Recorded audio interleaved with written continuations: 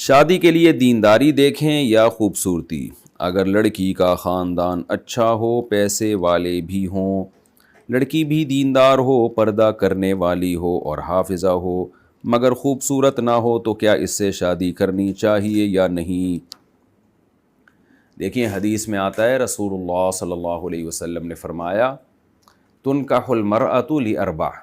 کسی بھی عورت سے 4 وجوہات سے نکاح ہوتا ہے،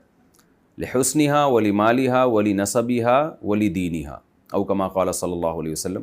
یا تو اس کی خوبصورتی دیکھی جاتی ہے، بعض دفعہ اس کی دولت دیکھی جاتی ہے، بعض دفعہ اس کا خاندان دیکھا جاتا ہے، بعض دفعہ اس کا مرتبہ دیکھا جاتا ہے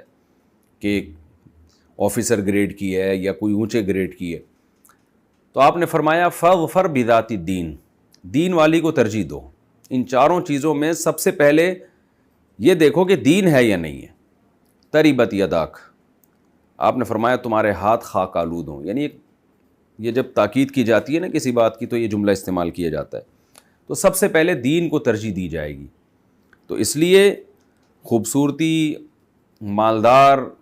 مالداری، خاندان، ان تمام چیزوں پہ نکاح میں سب سے پہلے ترجیح دی جائے دینداری کو۔ ہاں، پھر اگر دیندار بھی ہے، خوبصورت بھی ہے تو نور علی نور، دیندار بھی ہے، خاندانی بھی ہے، مالدار بھی ہے تو نور علی نور۔ تو لیکن ایک بدصورت عورت ہے دیندار ہے اور ایک خوبصورت ہے دیندار نہیں ہے، تو وہ بدصورت زیادہ بہتر ہے۔ اب نوجوانوں میں ایک جوش ہوتا ہے، بس ان کو خوبصورت چاہیے ہوتی ہے، اس وقت دین نہیں دیکھ رہے ہوتے، اس کا پھر وہ بھگتتے ہیں بعد میں جب اولاد ہوتی ہے، کیونکہ آج کل اولادیں جو ہے نا زیادہ تر ماؤں کو فالو کرتی ہیں،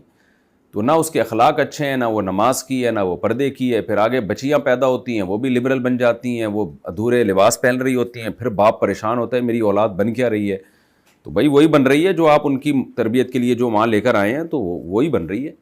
تو اس لیے دین پہ کمپرومائز نہیں کرنا چاہیے۔ ہاں، یہ ایک الگ بات ہے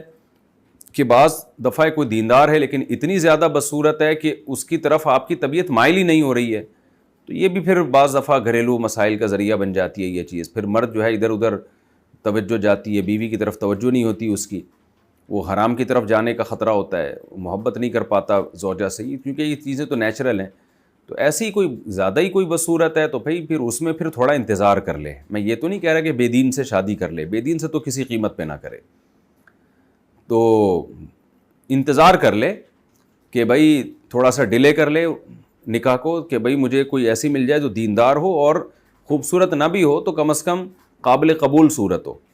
تو ایسی صورت میں اس کو مؤخر کر دیا جائے۔ لیکن ہر صورت میں اتنی بات ذہن میں بٹھا لیں کہ دیندار کو ترجیح دینی چاہیے، اور اس زمانے میں تو بہت ضروری ہے، کیونکہ اگر آپ نے دیندار کو ترجیح نہیں دی نا، اس میں صرف اولاد نہیں بگڑے گی، ایک بڑے مسائل آج کل یہ بھی ہو رہے ہیں کہ ذرا سا آپ کا اس سے اختلاف ہوا وہ کورٹ سے خلا لے لے گی۔